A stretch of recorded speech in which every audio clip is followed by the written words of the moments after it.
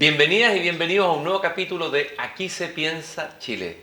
Estamos transmitiendo desde un estudio en la Casa Central de la Pontificia Universidad Católica de Valparaíso, en Valparaíso. Aquí se piensa Chile desde las regiones. Hoy día vamos a hablar de sustentabilidad, un futuro en armonía con nuestro entorno, pero particularmente la sostenibilidad en un área tan delicada y tan potente como son nuestros bosques, los bosques chilenos. Y quiero partir leyendo un fragmento que es muy conocido y muy hermoso del Confieso que he vivido de Pablo Neruda, cuando él habla del bosque chileno y dice: bajo los volcanes, junto a los ventisqueros, entre los grandes lagos, el fragante, el silencioso, el enmarañado bosque chileno.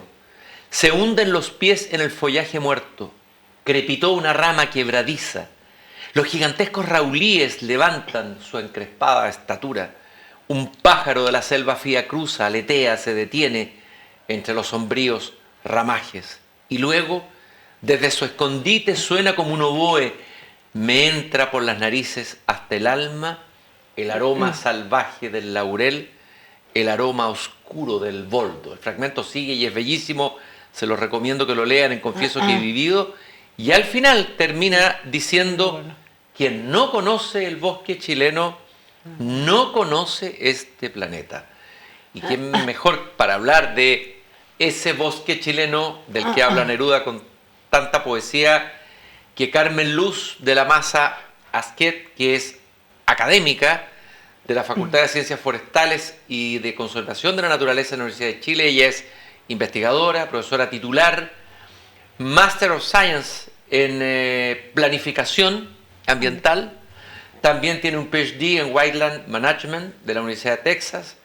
En fin, varios premios: 2006 premio Amanda Labarca, premio de la Sociedad de Ciencias Forestales por su trayectoria, y el premio SNF, Sociedad Nacional Forestal, sí, de los pequeños productores, que tiene que ver con el tema de los bosques también. Más de 160 publicaciones en revistas científicas, miembro del Consejo Nacional de Política Forestal. O sea, si hay alguien que tiene que decirnos y enseñarnos sobre estos bosques chilenos de los que habla poéticamente Neruda, eres tú, Carmen Luz. Muy bienvenida. Aquí se piensa Chile y a Valparaíso. Muchas gracias, Cristian. Estoy muy feliz, la verdad, de estar acá. Creo que este es un programa muy importante, por lo tanto, muy agradecida de que me hayan invitado. En realidad, en mi trayectoria, más allá de los bosques, yo he trabajado, he investigado, he hecho docencia en lo que es la gestión de las áreas protegidas. En ese sentido, con mis estudiantes, hemos recorrido prácticamente todos los parques de Chile, y a través de la investigación también, parques, reservas nacionales, en fin, desde muchísimo tiempo. Conocí el Parque Nacional Huerquehue, por ejemplo, el año 72. En comienzos, cuando era todo muy prístino. Claro. Entonces, con Guillío también, mucho tiempo, las Torres del Paine, estuve muchos años yendo con estudiantes y viendo no solamente los bosques, sino que también todo lo que tiene relación con su ambiente, la fauna, el agua, como uno ve en el caso de las Torres del Paine, los hielos eternos, ¿cierto? Todo lo que los geysers, ¿cierto? Los icebergs, que dice también que se llaman, y en fin, en el norte también, el caso del Lauca, desde prácticamente antes que se dividiera, esto cuando ya hubo una reestructuración, el Lauca tenía como más de 400.000 hectáreas. Mira. Y hubo una reestructuración por el desarrollo minero, ¿cierto? Y por eso uno dice, bueno, la sustentabilidad con todos sus componentes, no es solamente preservar, sino que también, o conservar. Tenemos que ver todos los componentes sociales que están involucrados en esto, los componentes económicos. Entonces, muchas veces, en pos de diferentes intereses, las áreas protegidas se van dividiendo. En este caso, Lauca quedó como un Parque Nacional Lauca con un poco más de 100.000 hectáreas, ¿cierto? Se creó la Reserva Las Vicuñas, también en otro lugar, y el Monumento Natural Surire. Pero entre medio hay mineras, ¿cierto? Entonces también eso afecta. Bueno, en ese sentido... Vamos a hablar de todo eso. Se trata de todo eso. Sí, vamos a hablar de todo eso, Carmen Luz. Primero, ¿qué te pasa con el texto de Neruda? Yo me emociono mucho porque yo desde estudiante, ¿cierto? En mi carrera, yo estudié ingeniería forestal y íbamos mucho a terreno, en tiempos en que había una reserva en Yancacura, cerca de la Unión, ¿no? Y nos íbamos en tren como estudiantes. Los profesores llegaban en jeep, llegaban un acomodo mejor. Y llegamos a un lugar y teníamos que atravesar el río Bueno en bote. Y de ahí llegábamos al refugio que tenía la Universidad de Chile, porque estaba, esto era fiscal, pero estaba en comodato a la universidad, para que los estudiantes éramos solamente ingenieros forestales, porque la agronomía no iba para allá, íbamos nosotros. Y estábamos ahí 6 semanas, 6 semanas sin teléfono, como estoy hablando del año 71. Desde luego, claro. Llegaban cartas a través de un correo que iba cada 2 o 3 días alguien a buscar a Osorno. Y entonces empezaban a nombrar, en mi curso, mi generación, cuando ya íbamos a terreno, yo era la única mujer, todos los demás eran hombres, como 20 hombres. Wow. Entonces, eso es otra anécdota, pero llegaban las cartas increíbles, que empezaban a nombrar y todos nos mirábamos, a ver si me llegó carta a mí, porque si no había que esperar hasta, no sé, unos días. Muy entretenido. Ahora, esta pasión tuya por la conservación, por los bosques, entiendo que tú eres oriunda de Cauquenes, sí, o sea, de la región del Chile profundo, por decirlo así, formada en una familia donde la Universidad de Chile era algo importante, sí, en términos de identidad y de aspiración, etc. Cuéntame un poco eso, tu origen, tu... Bueno, nosotros éramos 7 hermanos. 7 hermanos. Ya. Y mi padre era arquitecto. Había llegado a Cauquenes con el terremoto de 1939. Llegó con un grupo de profesionales a reconstruir, porque no era de Cauquenes. Y había estudiado arquitectura en la Universidad de Chile. Entonces conoció a mi mamá y se casaron en 1942, por ahí. Y ya se quedó ahí. Y siempre mi familia era, bueno, clase media, como teníamos profesores, pero sí en el sentido de siempre nos inspiraron para que estudiáramos. Y ojalá, bueno, estudiar en la universidad. Yo tengo que agradecer que no hubo diferencia en decir porque tú eres mujer no vas, o tú eres hombre tienes que seguir no sé qué carrera. No, era muy igualitaria nuestra formación. Mi mamá también, ella no era profesional, no había estudiado en la universidad, pero mi mamá hablaba francés, sabía mucho de historia, leía mucho también. Entonces, los ramos humanistas eran mi mamá y lo más, podríamos decir, matemáticas y otro, era mi padre, el que nos apoyaba mucho. Entonces, en ese sentido creo que fue una familia muy armónica en el sentido de que nos apoyaban en todos nuestros intereses, sin que fuera una obligación, sino que más bien que tenía que ser un interés. Y yo creo que eso, bueno, una zona semirural, podríamos decir, íbamos mucho a los alrededores y siempre también ese interés por conocer más allá de lo que podían enseñarnos en el colegio o en el liceo, en fin. Entonces, en ese sentido, yo me acuerdo que mi papá, por ejemplo, siempre cuando a la hora de almuerzo, que están leyendo, por ejemplo, o en qué se están dedicando, como hacer una ronda de los intereses que teníamos, o qué ha pasado esta semana, no sé, en ese sentido era entretenido porque una convivencia. Y conversaciones. Y conversaciones. Que son tan escasas a veces en estos tiempos, ¿no? Bueno, ahora se echa de menos, claro. Se echa de menos esas conversaciones claro, en la mesa, claro padre, sí. hijo, etcétera, claro, sobre temas, intereses. Llegas a la Universidad de Chile, bueno, ¿la primera mujer? No, yo no soy la primera mujer ingeniero forestal, yo soy la segunda. La segunda, bueno, pero sí. Es casi como ser la primera, o sea, ya, la segunda mujer en estudiar ingeniería. ¿Con qué maestros te encuentras? ¿Cuáles son los que te formaron a ti y que te llevaron un poco al tema de la conservación? Que me imagino que tiene que ser una disciplina más incipiente y que tú has sido parte, digamos, del desarrollo de, claro, esa mirada conservacionista, por decirlo así. Yo fui la segunda mujer en titularme, pero antes que hubo, no sé, supongamos que por ahí por el año 64, empezaron a entrar las primeras mujeres, pero nunca se titularon, nunca finalizaron.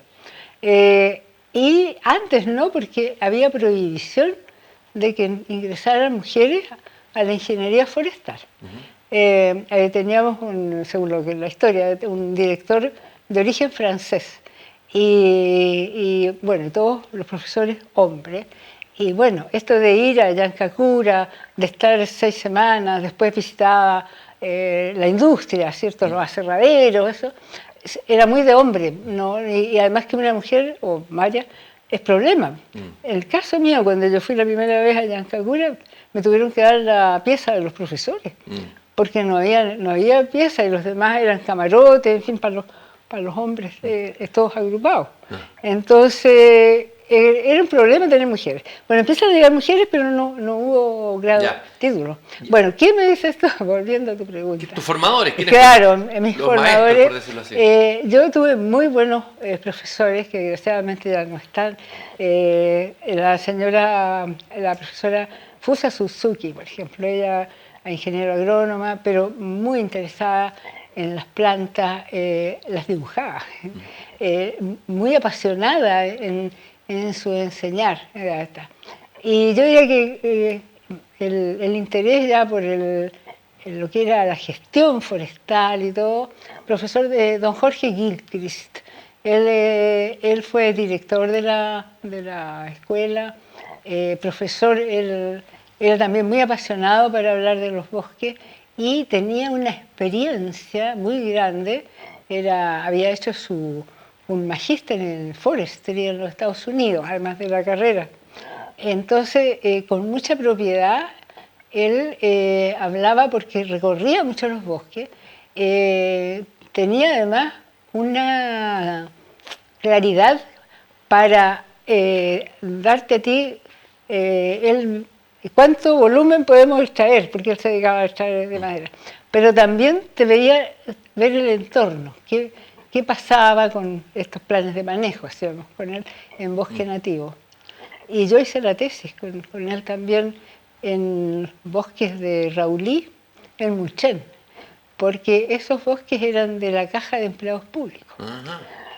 En los tiempos. Estos bosques de Raulí. Claro, al año 74, por ahí 75. Y en la Caja de Empleados Públicos mi profesor trabajaba ahí también.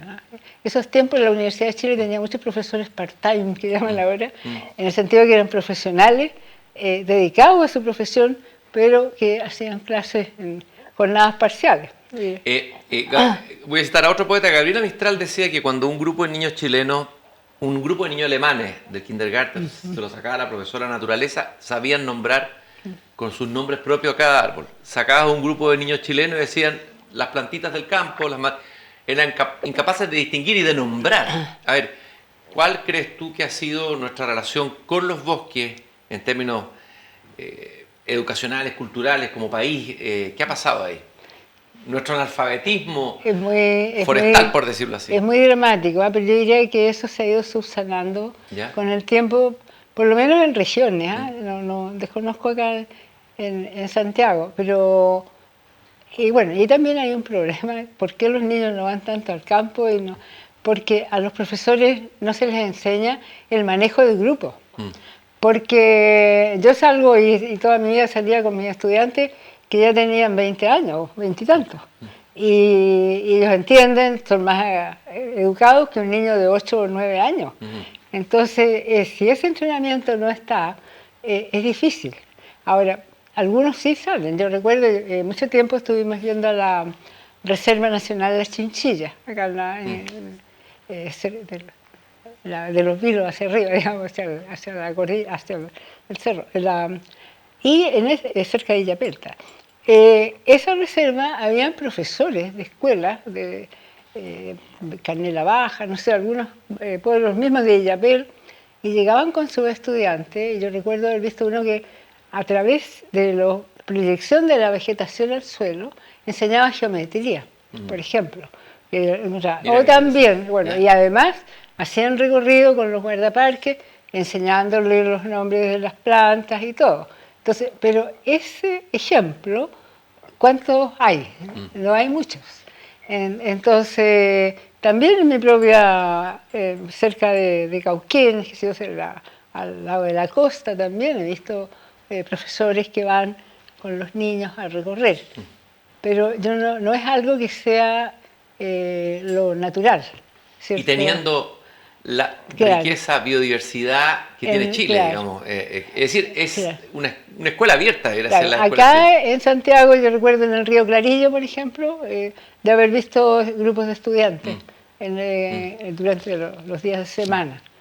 En Conguillío también un par de veces vimos desde acá de Santiago, de colegios privados que llevaban a estudiantes para allá. ¿Y por qué crees tú que hay como colocarse de espalda a la naturaleza, de espalda a los bosques, como país, como sociedad? ¿Qué es lo que hay detrás de eso? Bueno, por un lado, educación. O sea, si no tienes la conciencia o los deseos de educar. Porque yo he mirado libros de enseñanza básica y otros, y hablan de los bosques, hablan de la fauna, la vegetación, hablan incluso del impacto ambiental, de los seres humanos, en fin, está en los libros. Pero con qué profundidad eso se hace, lo desconozco, porque yo solamente he mirado así un poco desde afuera. Pero yo creo también que nosotros somos una sociedad que vamos mucho más a la playa que a la montaña. O sea, uno ve en la temporada de nieve, además que el deporte también bastante elitista, el esquiar y otros, ¿cierto? Entonces, en ese sentido, se mira la montaña con mucho respeto, además que normalmente estamos escuchando, se perdió en la campana, no sé, subió arriba y lo están buscando, o se perdió en el parque. Entonces, en ese sentido, yo creo que hay un cierto temor también de no estar preparado, porque se necesita tener ropa adecuada, entrenamiento. O sea, no es llegar y empezar a subir un cerro sin estar bien preparado. Entonces, en ese sentido, yo creo que falta educación más que nada de querer nuestros bosques, no verlos como un obstáculo. Claro, de amarlos, como los amaba Neruda en el texto que leímos recién. Tú estuviste afuera también, estuviste estudiando afuera, haciendo un PhD en Estados Unidos, ¿no es cierto? Y ahí te encontraste con... ¿Qué te pasó ahí como estudiante? ¿Qué descubriste? ¿Qué maestro encontraste? ¿Qué lecturas importantes, inspiradoras? Yo creo que importante en mi formación fueron muchos aspectos de economía ambiental, que la economía ambiental en su sentido más originario, porque ahora ha derivado en ramas más específicas, en fin, y me tocó, no investigué, yo hice máster y después el doctorado, no fueron mis proyectos de tesis, pero sí tuve que trabajar con profesores que me contrataron en el fondo para que yo los apoyara en sus investigaciones. Y eso yo creo que fue un despertar de ver que la economía, tú podías valorizar recursos que eran intangibles. Entonces, antes de irme al doctorado, también acá en Chile yo había participado en un proyecto que fue financiado por el PNUD, el Programa de las Naciones Unidas para el Desarrollo, y esto querían valorizar en términos económicos los parques nacionales, que es lo que producía. Y ahí estuve participando con un equipo de la Universidad de Chile, que también, yo diría que en ese sentido, estudié de qué se trataba esto. Entonces, en Estados Unidos, puedo decir que sistematicé un poco más ese conocimiento y además participé en investigaciones más específicas al respecto. Porque el proyecto con los parques nacionales acá en Chile estuvo muy interesante, en el sentido que hay metodología, desde el año 1960 o antes del siglo pasado, que hablan de cómo tú puedes valorar.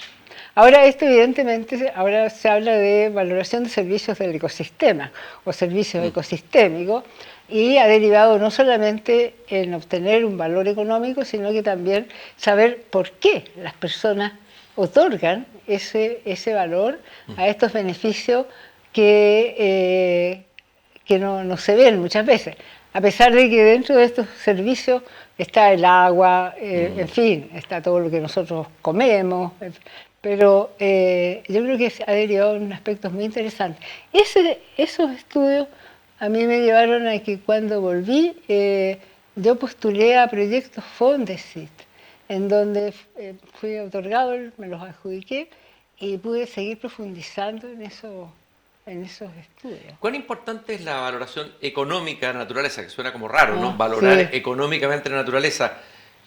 Y que es una herramienta también, ¿no? Claro, sí. Que puede servir para la conservación. A ver, hablemos un poco de eso. Mira, ¿por qué acá en Chile se interesó eso? Porque había interés en que se le otorgara a nivel puede decir, de ministerio, que se le otorgara más recursos a los parques nacionales. No había, si ahora se dice que es muy escaso, en esos tiempos era mucho más. Y entonces a través del PNUD, que estaba acá en Chile, tenía muchos proyectos, y era un PNUD relacionado con los recursos forestales. Entonces, y otorgó este financiamiento, y bueno, ahí salió ahora los últimos años, ahora una década, están los estudios de Figueroa, que ha hecho algo similar. Y acá sirvió ¿para qué? Para que el Ministerio de Hacienda otorgara un 30 o 40% más, viendo que los beneficios, y que la gente estaba dispuesta además a pagar por esos beneficios, y estaba dispuesta a ir a eso. Entonces se vio todo lo que era, por ejemplo, hay un método que se llama el costo del viaje. Entonces tú no solamente pagas la entrada a un lugar, sino que hay todo un trayecto donde tú estás comprando comida, te alojas en diferentes partes, compras la carpa, en fin. Entonces, todo ese entorno era importante para la economía. Y esa visión, esa valoración económica de la naturaleza, es una herramienta, entiendo, que puede ser muy útil, por ejemplo, para los gobiernos regionales. ¿Por qué? Justamente por eso, porque les otorga, por un lado, una demostración de lo importante que es que se le otorgue un presupuesto mayor a un lugar, que no solamente es apto para que la gente vaya a disfrutar o vaya a educarse, sino que también hay toda una economía detrás de eso que se potencia con estos lugares, con estas áreas protegidas. ¿Hay algún lugar en el mundo donde esto funcione bien en términos de política pública, de valoración económica desde los gobiernos del Estado, que sea como un ejemplo? Mira, no hay ninguna área protegida que se financie sola. Eso tiene siempre que tener apoyos estatales. Y los que descubrieron esto, que incluso le llaman economía de la recreación, fueron en Estados Unidos. Dos autores, Netz y no recuerdo el otro, pero tienen sus libros, y en Estados Unidos se empezó a aplicar prácticamente en casi todo el país a nivel federal, en los parques estatales. No partió en los parques nacionales. Entonces, en los parques estatales, que también tienen pues cobran una entrada, tienen hoteles, tienen cabañas, en fin, tienen todo un sistema de turismo, y que son muy naturales también, no es como aquí. Bueno, ellos, y después se dieron cuenta que las personas estaban dispuestas a gastar por tener estos intangibles, recrearse en la naturaleza, recrear el espíritu. Gozar de la belleza escénica, gozar de tener tranquilidad, de llevar a su familia y estar fuera de este ruido mundanal. Y eso acá en Chile pasa lo mismo, la gente está dispuesta.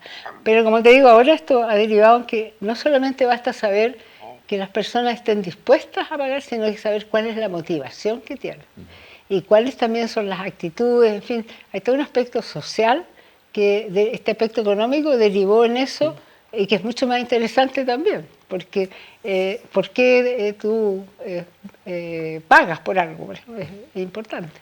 Claro, hasta la belleza escénica puede ser valorada económicamente. Uno diría, claro, ¿cómo se puede valorar la belleza escénica? Claro, claro, porque las personas, las herramientas son instrumentos de investigación, las encuestas, muy bien diseñadas. Y tú a la persona le preguntas, ¿cuánto está dispuesta a pagar por ver esta puesta de sol, por ejemplo, por ver esa montaña, el volcán Osorno, que se ve tan lindo en muchas partes? En fin, o también cuánto está dispuesta por tener un agua prístina, que eso ya no es tan intangible, sino que es algo que nos beneficia directamente. Aquí voy a ir a un tema más global. Tratar de determinar cuáles son los principales desafíos ambientales para Chile, que son distintos en las distintas regiones, evidentemente, pues son realidades. Tu mirada sobre eso, hoy. Mira, es algo muy complejo de definir. Desde luego, sí. dar algunos vislumbres. Pero yo pienso, si tú ves que nosotros vivimos en un país urbanizado, prácticamente, porque dicen que más del 80% vivimos en algún tipo de urbe.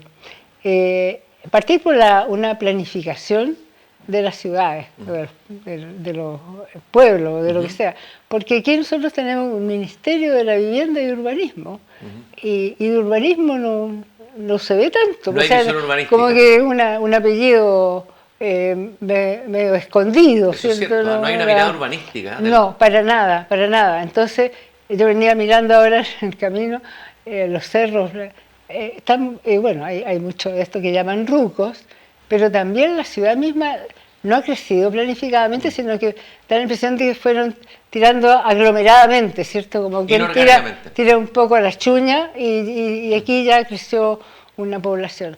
Bueno, las regiones metropolitanas, Concepción, Temuco, en fin, uno va donde quiera que uno recorra, no se ve lo urbanístico para nada, ni una mirada de largo plazo y planificadora. Bueno, eso, que es un contexto que es la mayor parte del país, tiene que hacerse también a nivel rural. Si bien es cierto, la mayor parte es privada, pero yo diría, por lo menos en lo que a mí me ha tocado ver, muchos de los privados están dispuestos a tener una visión de planificación, no diría total, pero sí de conservación, de poder tener una orientación de sustentabilidad dentro de sus predios, dentro de sus territorios, y uno ve la agricultura también, está muy planificándose, tratando de usar menos biocidas, viendo una agricultura más orgánica, en fin. Y entonces eso uno lo ve, la minería incluso. O sea, la falla es del Estado. Yo pienso que hay una falla del Estado. Porque tú tienes que coordinar esto. O sea, todos tenemos ideas, pero no podemos estar actuando con nuestras propias ideas sin una coordinación. Sin ponernos de acuerdo entre todos. Se habla tanto del Estado ausente. Bueno, aquí hay una forma de ausencia del Estado, cuando no hay planificación urbana, ¿no es cierto? No, y además, uno ya lo que es terrible, esto de las parcelaciones en diferentes partes, por todos lados. Yo no digo que no haya, porque cada privado tendrá, pero por lo menos que haya una orientación, ¿cierto? El Servicio Agrícola y Ganadero ha tratado, ¿cierto?, de unas normativas, que si se divide tiene que ser agrícola, en fin, pero no se da eso. Ahora, esta falla de planificación urbana en Chile, que están patentes en las grandes ciudades, ¿no es un tema latinoamericano también, si uno piensa en grandes ciudades, en Brasil, en Sao Paulo? Sí. Es como, claro que sí. No es solamente chileno, sino que es un problema latinoamericano. Incluso hay ciudades que tienen los parques nacionales invadidos con personas. Tú ves en Brasil también cómo se ha ido deforestando y se ha ido creando urbes en lugares que debiera haber campo, que debiera estar el bosque. Vamos a ir a una breve pausa.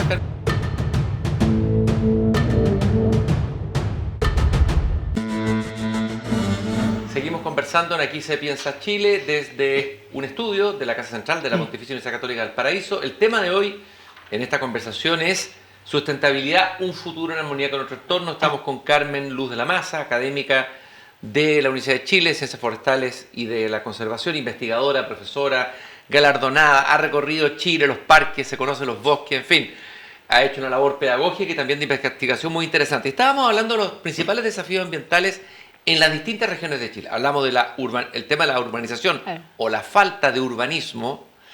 Y nos queda hablar, por ejemplo, qué pasa en el sur de Chile. ¿Cuál sería la falla o la degradación que vemos ahí? ¿Cuál es el desafío? ¿Cuál es tu mirada? Bueno, recién decíamos esto de última orientación, podríamos decir, las parcelas que se están instalando en todo, pero en todo Chile, pero especialmente en el sur. Yo diría que ese es un problema también de falta de estrategia.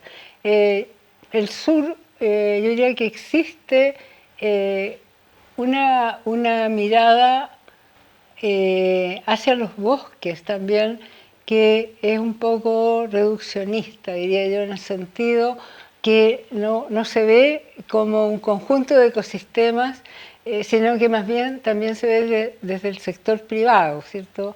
¿Qué puede hacer? Hay grandes empresas forestales que tienen bosque nativo y de hecho lo están conservando, pero por otro lado, hay a nivel de sociedad, diría que hay una visión contraria a las plantaciones forestales y con cierta, diría yo, razón, en el sentido de que en el pasado se sustituyó bosque nativo para plantar estas especies de rápido crecimiento que estaban fundamentando una industria nacional.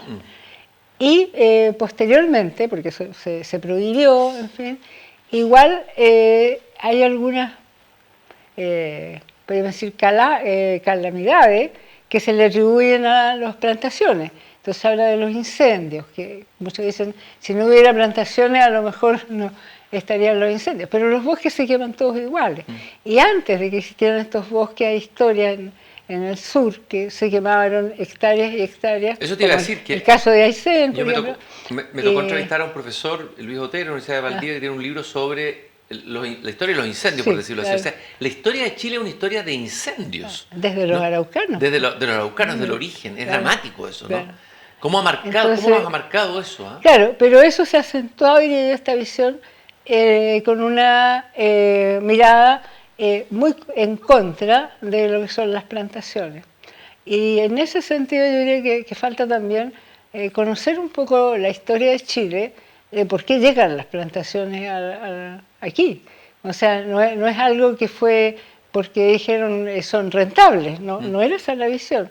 Teníamos nosotros una historia de haber degradado nuestros bosques plantando trigo, cuando vino la fiebre de oro en California, fines del siglo XIX. Entonces llega el siglo XX y vemos todos los cerros absolutamente desnudos. Uno piensa, incluso acá, en otro contexto, el Cerro San Cristóbal, cuando uno ve fotos y ve eran solo piedras. O sea, entonces, en ese sentido, ¿qué hace el gobierno de Chile cuando empieza a ver esas erosiones, esas cárcavas? Contrata una asesoría de Federico Albert. El famoso Federico Albert. Pionero Federico. Claro, y entonces Federico, ¿qué hace? Empieza a estudiar plantas, especies que fueran más apropiadas para que crecieran rápido y pudieran cubrir este suelo desnudo y pudiera haber algo, porque ahí solamente estaban, aparte de los hoyos, ¿cierto?, grandes, estaba la roca madre prácticamente en todas partes. Y situaciones extensas. Ahí para citar a Pablo Neruda, cuando dice volví a mi tierra verde y ya no estaba. O sea, muy haciendo alusión a todos estos campos erosionados. Bueno, ¿y qué descubre Federico Albert? El pino y el eucalipto. Y además de otras especies, muchas más, porque estudió más de 300. En fin, y fue viendo en qué parte voy a hacer. Bueno, y el origen de estas plantaciones, que el pino insigne, el Pinus radiata, es originario de California y en su lugar de origen crece muy achaparrado. En cambio acá, al no tener competencia también, crece bastante más rápido y esbelto. Y claro, con el pasar del tiempo, se dieron cuenta que era una especie económicamente rentable. Pero por otro lado existe, fíjate, otra situación, que en el año 1940 y algo, no recuerdo exacto, vino una misión, que llamaron la misión High, para hacer un inventario de todos los bosques de Chile. Y ahí venía un ecólogo, el doctor Boch, y haciendo todo, viendo todo, haciendo el estudio, dijo, esto fue el año, como te decía, 1940 y algo, dijo, al año 2000 no queda ni un árbol nativo en Chile, dijo, porque alta tasa, porque la industria en esos tiempos se basaba, la industria forestal, en los bosques, en el bosque nativo, todo. ¿Y qué pasó? Llegó el pino insignia a sustentar la industria forestal y se dejaron de explotar a esa tasa, ¿cierto?, los bosques nativos. Entonces, de alguna manera, el pino también, históricamente, ¿cierto?, ha salvado que no se haya, que esta industria forestal se haya trasladado. Porque la idea es que la industria forestal sigue destruyendo el bosque nativo, y no es así, o sea, no, la destruyó hasta que, claro, se introduce... Hasta que llega esto y se ve ahora, ¿cuál es la solución y qué es lo que hay que hacer desde el punto de vista de la política pública? ¿Dónde crees tú que hay que poner el enfoque de lo que viene en la preservación y cuidado del bosque nativo chileno? Yo creo que hay que tener una mirada equilibrada. Nosotros tenemos muchos compromisos internacionales que hablan de reducir las emisiones de carbono, todo de la sustentabilidad, ¿no? Y que hablan de reforestar miles de hectáreas de aquí al 2030, y en fin, hay muchos compromisos, y no se ve esto plantando bosque nativo. Entonces, tiene que haber una mirada por eso equilibrada de ver hasta qué punto, en qué sectores, esta misma visión estratégica global que hay que ver en los bosques, hasta qué punto y dónde, ¿cierto?, conviene seguir con las plantaciones, y hasta qué punto en otros lugares será recuperar el bosque nativo, ¿cierto?, o seguirlo manteniendo, porque en realidad no es la industria que esté, la papelera, que sea grande, sino que hay muchos pequeños productores forestales que tienen mini aserraderos y ellos están basados en plantaciones, entonces de pino principalmente, y también algunos de eucaliptus. Entonces, en ese sentido yo creo que tiene que ver esta mirada estratégica equilibrada, ¿cierto?, una mirada global, y no aferrarse a que tiene que ser así ¿Cuál sería un modelo internacional o fuera en que se tenga esta mirada equilibrada y que haya funcionado, que uno pudiera aprender desde acá? Mira, yo en realidad sí como modelo que funcione, pero yo veo que hay países cercanos que de alguna manera, el mismo caso de Brasil, por ejemplo, que tiene una industria forestal. Uruguay también tiene una mirada, o sea, yo no digo que sea un modelo o algo, pero sí, por lo menos, no hay una posición tan extrema de prohibir los monocultivos en cuanto a plantaciones y ponerlos en una ley. La ley de cambio climático tiene inciso, me parece que está prácticamente prohibido el plantar monocultivos. Ya, pero en Brasil se ha destruido la Amazonía. Bueno, también, pero claro, de alguna manera tienen una suerte de equilibrio en cuanto a la industria propiamente tal. Tú has sido bastante crítica a la lentitud del Estado para recuperar los suelos afectados por los incendios forestales, ¿no es cierto? La manera como se ha enfrentado eso. Hablemos un poco de eso. ¿Cómo se puede reforestar aquello que fue incendiado? ¿Cuál sería el camino para hacer eso? ¿Con qué incentivos? Bueno, algo digamos, se ha hecho en el sentido de tener alguna especie de subsidio, ¿cierto?, para algunos pequeños productores, en fin. Pero por otro lado, yo diría que habría, además de subsidio, tratar de hacer un levantamiento de qué es lo que está pasando en las diferentes regiones. Sobre todo aquellas en donde se produjeron los incendios. Hubo algunos que cambiaron, por ejemplo, dijeron nunca más vamos a plantar y se volcaron a viñas, a otro tipo de... Entonces yo creo que lo primero que habría que hacer es eso, saber en qué situación estamos, porque eso prácticamente poco se ha hecho. O si se ha hecho no hay un conocimiento tampoco acabado, no se ve en el fondo los resultados. Y después tratar de ver, bueno, cómo podemos apoyar a todas estas, a lo mejor, capacitaciones también se necesitan para poder enfrentar esto. Estamos hablando de los desafíos ambientales. Vimos lo que pasa en el sur, en la zona central, donde está Santiago, la principal ciudad del país. ¿Cuál es el principal desafío ambiental, crees tú? Bueno, todo el mundo dice los desafíos ambientales que tenemos. A ver, se habla de 3 grandes desafíos, que es la contaminación ambiental, la pérdida de biodiversidad y el cambio climático. ¿Cómo lo enfrentamos eso?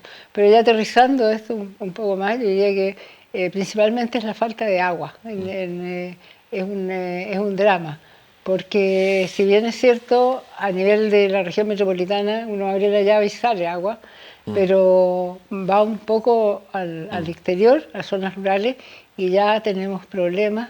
Y también hay problemas en el campo, o sea, eso es claro que tenemos una sequía extrema y eso se extiende. Eso que salga el agua y te asegura juega en contra, porque claro, hace que uno no tome conciencia y piensa que está ahí el recurso disponible. ¿No? Ahora diría que tampoco hay una visión, no sé, a nivel de sociedad, de que tenemos escasez de agua. Yo recuerdo que en tiempos del presidente Frei Montalva, en los años, a fines de los 60, hubo una sequía terrible acá en Chile, tú no habías nacido. Una de las grandes mega sequías, sí.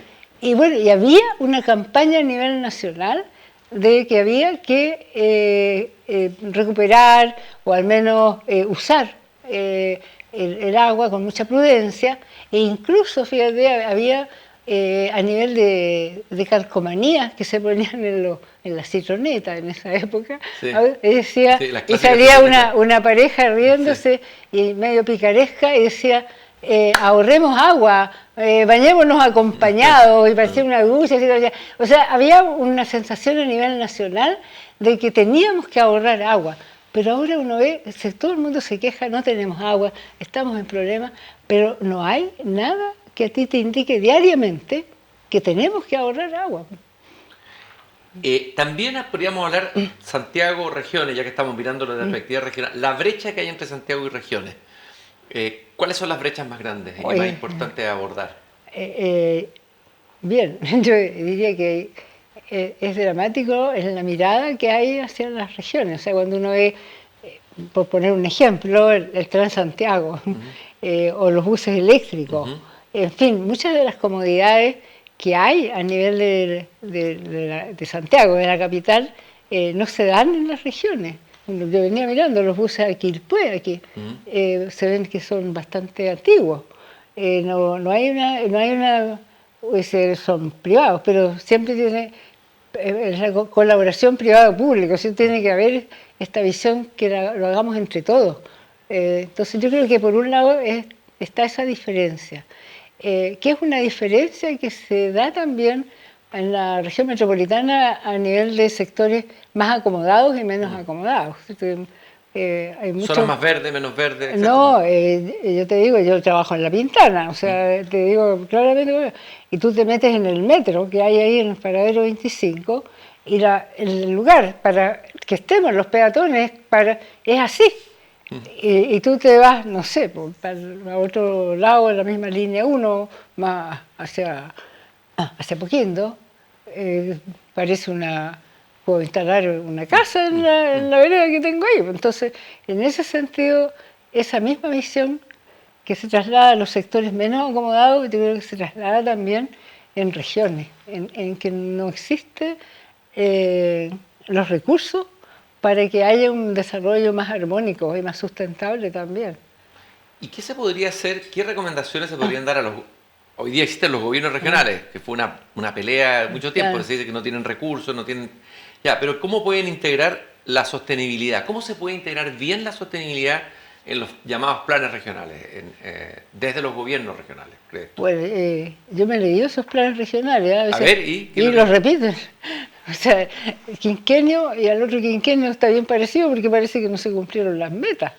O sea, entonces, muy declarativo todo, pero no se hace nada. Claro, yo diría, primero que nada, bueno, si hay varios, los gobernadores a nivel regional, a lo mejor hacer macrozonas, no sé, los del norte reúnanse, los de la zona central y una macro zona sur, y a lo mejor a Aysén y Magallanes los dejamos también 4 zonas, 4 macrozonas. Pero primero ponerse de acuerdo, y lo otro, prometer algo que pueda cumplir. O sea, hago un plan quinquenal y voy a tener una línea de metro, o un tren, o que voy a tener una línea de buses, o que vamos a eliminar las poblaciones, en fin, los campamentos. Pero por lo menos a lo mejor diga voy a eliminar un 5% de los campamentos, a lo mejor digo con eso, pero no diga que se va así en una promesa tan amplia. ¿Cierto? El papel lo aguanta todo. Bueno, pero yo digo que la gente cada vez se está dando cuenta que son mentiras, finalmente no tiene ningún sustento de que lo voy a cumplir. Entonces, en ese sentido yo diría que partir poniéndose de acuerdo, y segundo, partir por planificar con metas claras y que se puedan cumplir. ¿Y hay algún caso interesante que se logre armonizar los intereses económicos, ¿no es cierto?, y la preservación del medio ambiente? ¿Algún ejemplo que te parezca interesante, ya sea aquí en Chile o afuera, que uno pudiera decir, por aquí está el camino? Fíjate que como esto es en diferentes escalas, ¿cierto? O sea, ¿cómo logras la sustentabilidad? Porque también está no solamente la parte como esto, ambiental, económica, está toda la sociedad que tiene que verse beneficiada con esto. Está toda la institucionalidad también que tiene que estar ayudando a esto. No solamente, tengo que ser franca, no conozco una parte en que a nivel digamos, regional, por ejemplo, sí, muchas veces hay comunidades pequeñas que tratan de tener esto de estar en armonía, ahorrar agua, tratar de no contaminar, tener un manejo de residuos, por ejemplo, en fin, que pueda hacer esto. Pero a nivel de una ciudad, por ejemplo, no conozco. Pero yo creo que sí se hacen esfuerzos para lograr esto. O sea, yo, por ejemplo, si no pensara a nivel de país, hay esfuerzos cuando se firman diferentes convenios, por ejemplo. Cuando uno ve que se ha apoyado todos los esfuerzos del cambio climático, por ejemplo, para reducir todas las emisiones, en fin, convenios... Ya, pero hay que firmar los acuerdos y hay que cumplirlo. Claro, pero claro, hay esfuerzos por cumplirlos, pero no se logran las metas completas. O sea, si dices tú, de aquí al 2030 vamos a forestar 200.000 hectáreas, bueno, a lo mejor vamos a llegar a 50.000, no sé, 100.000. Claro, se hacen esfuerzos, pero no se logra la meta.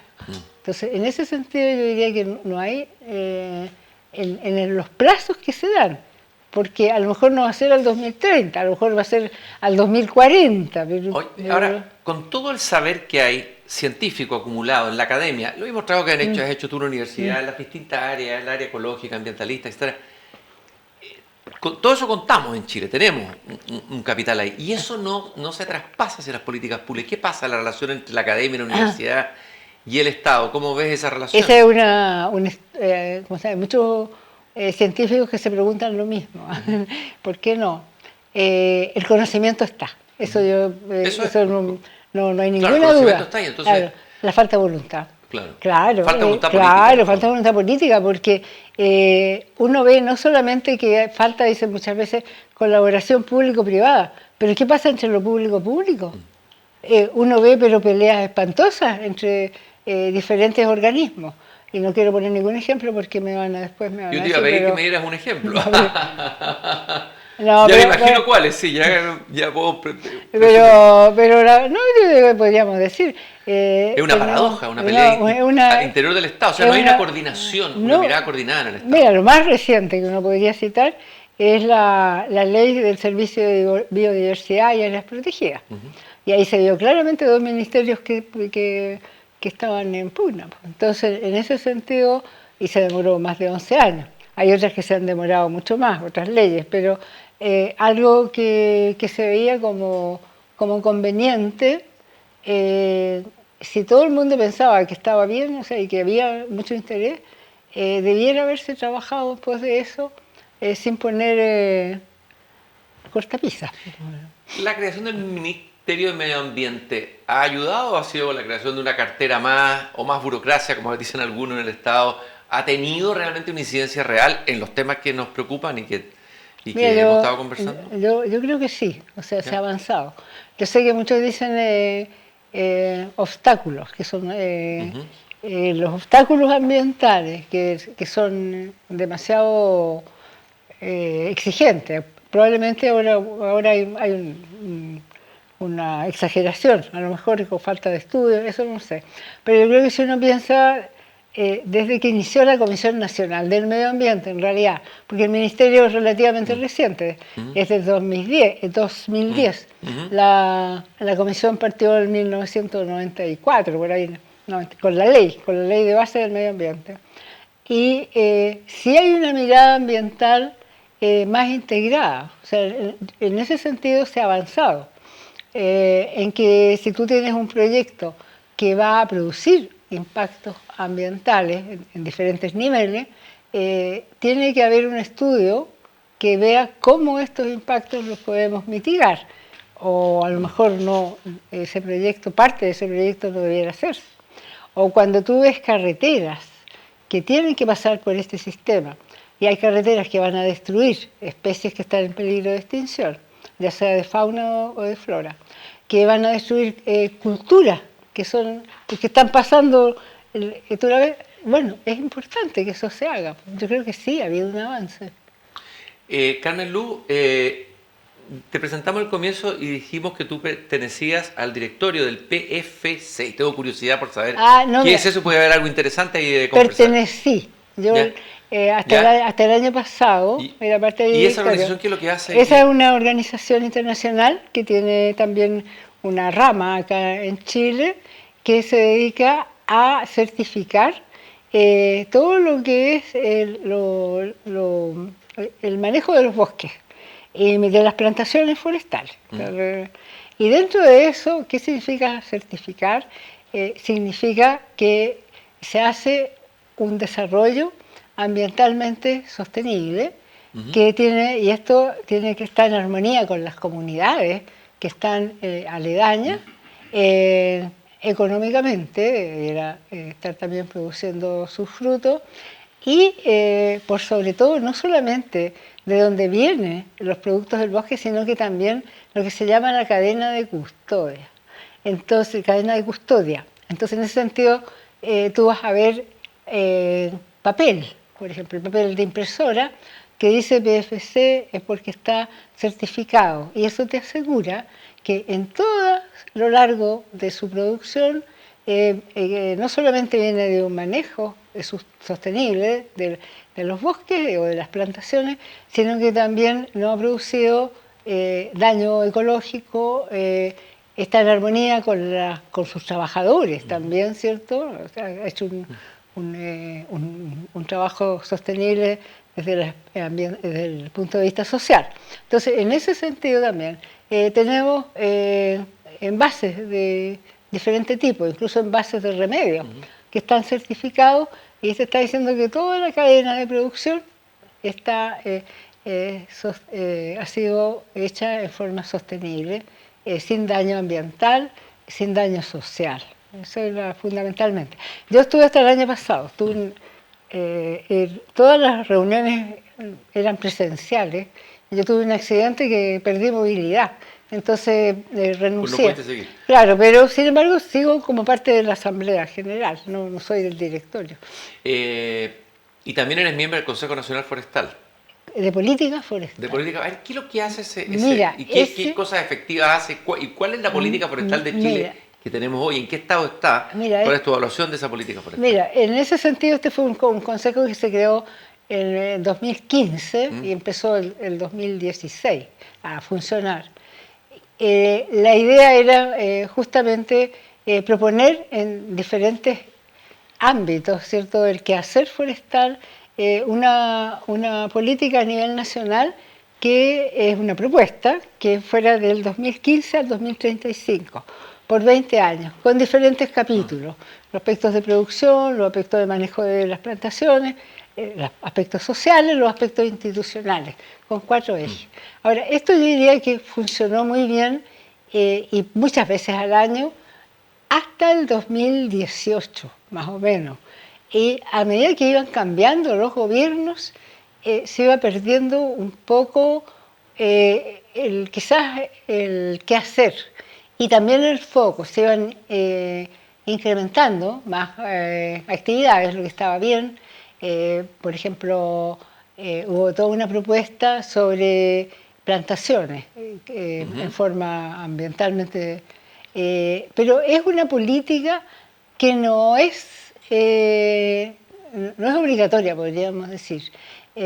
Solamente son propuestas. De orientaciones. Es de orientación. Toda la parte institucional, por ejemplo, se proponía que se creara un servicio público forestal, que recién eso se hizo luz este año, partió, digamos, se pudo producir la ley. Hablaba también todo lo que tenía que ver con las pequeñas y medianas propietarios forestales, tanto de bosque nativo como... La gracia de eso, que cuando se hizo tenía la concurrencia de todos los sectores. Estaba la pequeña propiedad, estaban las poblaciones nativas también, estaban los trabajadores forestales, la institucionalidad, la academia, las organizaciones ambientales. Eso han ido variando un poco por renuncia, en fin, hay algunos incluso que han fallecido, entonces ha tenido modificaciones y yo diría que en los últimos 2 años ha tenido poca convocatoria y bueno, entre medio también el ministro de Agricultura era parece quien dirigía, pero esto era con quien citaba reuniones y que era la cabeza visible era el director o directora de CONAF. Bueno, y con los problemas que han habido también ha tenido ciertos vaivenes ahí. Ahí te iba a pedir tu diagnóstico, el profesor de CONAF, de los parques nacionales. ¿Cuál es tu diagnóstico y tu mirada de esos parques? Y entiendo que tienes una mirada distinta a lo que debe ser un parque, ¿no? En el sentido de integrar a las comunidades, no sé. A ver, hablemos un poco de eso, el mundo de los parques, la CONAF, tu diagnóstico. Históricamente yo creo que la CONAF hizo ha hecho una muy buena labor. O sea, de hecho, todo el sistema de áreas protegidas, áreas silvestres protegidas en Chile, ha sido elogiado en Latinoamérica como una institucionalidad que es bastante seria y que realmente cumple con los compromisos. Me parece que tienen pocos recursos, ¿no? Pocos recursos, pocas capacitaciones. Y en la medida que se fue viendo que esto se iba a trasladar al Ministerio del Medio Ambiente, se le fue dando cada vez menos. O sea, yo me recuerdo muchas veces de guardaparques que fallecían y no se reemplazaban, por ejemplo. Y cada vez menos. Bueno, ¿por qué iba ya estaba en una etapa de transición? Creo que la labor que han hecho ha sido extraordinaria para los pocos recursos que siempre tuvo, en el sentido, con gente muy capacitada, con guardaparques, podríamos decir, con la camiseta muy puesta, de apoyar las investigaciones que uno hacía, de apoyar a las personas, de moverse, rescatar. Ellos estaban muy, o sea, gente que muy consciente de que sus visitantes eran importantes. Se capacitaban en educar, guardaparques que hacían una interpretación ambiental que ya se la quisiera un profesor universitario, o sea, muy buena labor. Y ahora está en etapa de transición para pasar al ministerio. Bueno, el próximo año prácticamente ya esto queda listo. La CONAF ahora es un servicio nacional forestal. Salió la ley hace un par de meses y tiene que tener una mirada más reestructurada, yo me imagino, hacia lo que va a tener, lo que va a ser su función. O sea, todo, porque además va a tener atribuciones para poder fiscalizar. Como institución, como corporación de derecho privado no podía hacer eso. Y ahora va a poder hacer. Ahora va a poder hacer. Eso es un cambio grande. ¿Ya? Y por otro lado, yo espero que no sea solamente un cambio de nombre, que pueda asumir todas las funciones que le corresponden. Entiendo que tú eres partidario de una visión más moderna de la conservación, lo que te decía recién, que integra las comunidades. Y ahí hay ejemplos interesantes, Rapa Nui, Reserva Nacional Los Flamencos, etcétera, sí. ¿No? Parques con personas. ¿Por qué? Explícanos tu enfoque. Bueno, yo creo que todo lo que nosotros hacemos para conservar depende de las personas. O sea, no depende de los científicos, fundamentalmente. O sea, depende sí porque tenemos que hacer los estudios. Pero, ¿quiénes llevan a cabo esto? ¿Quiénes están ahí en el lugar? Son las comunidades que viven. O sea, muchos intentos, diría yo, de hacer modificaciones a nivel rural han fracasado porque llega el conocimiento, pero la gente no está convencida de que ese cambio los va a favorecer. Entonces yo digo que ahí esta es una labor integrada de todos los que tenemos alguna participación. Entonces tiene que estar la institucionalidad, tiene que estar los que viven. ¿Y este modelo de incorporar comunidad ha sido exitoso? Porque Rapa Nui parece que ha funcionado. No, yo fíjate que esta mirada, como dicen, en la gestión de los parques más allá de sus límites, que fue una visión que empezó a darse a nivel mundial a principios de los años 90 del siglo pasado. O sea, ya tenemos más de 30 años en que esta visión debiera haber sido incorporada. Lo que pasa es que acá y en muchas partes se ve a la gente como un problema. Entonces no como parte de la solución. No como parte, al contrario. O sea, el mundo, cuando se habla de ecosistemas en la naturaleza, no son solamente los aspectos biofísicos. Las personas son parte. Y si esas personas no están integradas, no va a funcionar. Tan simple. Carmen Luz, yo te agradezco muchísimo este tiempo que te has dado de venir desde Santiago del Paraíso para conversar sobre la sostenibilidad en armonía con nuestro entorno, un desafío inmenso, gigante que tenemos como país. Muchas gracias por esta conversación, un gusto haber conversado contigo y te voy a entregar un libro de la editorial de la Universidad de la Católica del Paraíso, Caligrafía de la Luz, fotografías de Michael Jones, en señal de gratitud por tu visita. Muchas gracias, Carmen Luz. Gracias. Yo les agradezco realmente hacer una conversación que he disfrutado, y también gracias por... Yo no te conocía. Bueno, ahora nos conocimos y fue un gusto conocerte. Así que fue súper lindo y súper entretenido además de la conversación. Tengo que reconocer que venía con un poco de nervios. Es un espacio de acogida. Pero realmente me he sentido muy, muy acogida, como dices tú. Me alegro mucho. Muy feliz de estar acá. Muchas gracias, Carmen Luz. Y nosotros nos encontramos en un próximo capítulo, espero tan interesante como este, en Aquí se piensa Chile. Muchas gracias por habernos acompañado.